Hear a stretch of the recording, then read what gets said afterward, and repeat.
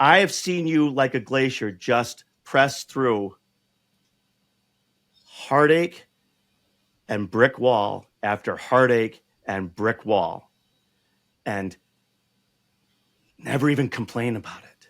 Just knowing that that's part of it. Not that it pleased you, not that you were okay with it, but just that you understood.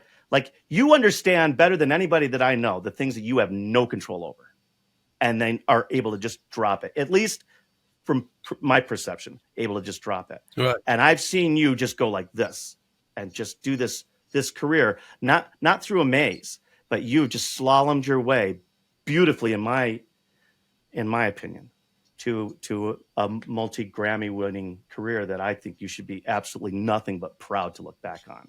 And all of that is about persistence and talent. It's not about one or the other. It's about both. But, it's also not about, as far as the talent thing goes, you and I know, we sat in a studio 20 years ago or more on Thursday nights or Tuesday nights, sitting there. Wednesdays. Wednesdays. Yeah, right. But if you listen to what we were doing back then, you want to talk about talent. I was horrible when I started. I was good enough to keep going, but every step of the way I was hungry, and there's this just enough inferiority complex where I would be like, I'm not as good as I should be right there. I know somebody who is good at that. And I would try to listen and study and be like, can I inch my way that direction? And it's just been this, you want to talk about slow burn. If I listen to something even 5 years ago or 10 years ago, just keep moving back, I can see the process of learning and evolving. And I know that I'm only partway through that journey now.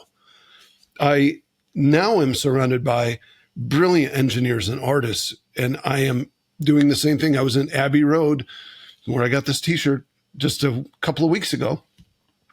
And I sat in that room, and it's an amazing experience to just be the dumbest guy in the room and just soak it in. And just be like, all right, what's happening here? And you've got, Stuart Copeland sitting there just spewing little pieces of wisdom without even knowing he's doing it. And I've got Ricky over here doing the same. And I've got the engineer who's been at Abbey Road recording every major recording with symphonies for the last 25 years, sitting there spewing little pieces of wisdom that I didn't have. And I'm just pulling them in, man. I'm just like, I'm not there, man, but soak it in. Because when I leave here, I'm going to be better than when I showed up. And I'm just going to keep at it, and I'm going to keep at it until I die, essentially. I don't think you ever get there. And if you ever do think you got there, you're done. It's over. And, you talk about moving like a glacier and hitting a brick wall. And what you said is that I've slalomed my way beautifully through. Well, maybe so, but man, I've hit a lot of trees, and I've fallen down, and I've done cartwheels, and I've looked like a yard sale with my skis in every direction.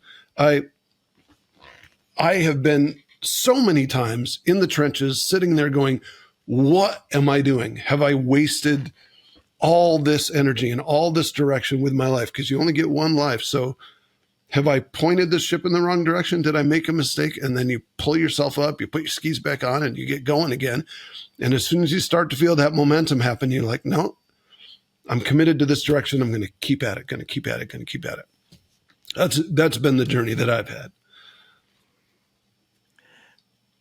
You know who the dumbest person in the room isn't? The one who says that they're the dumbest person in the room. Yeah.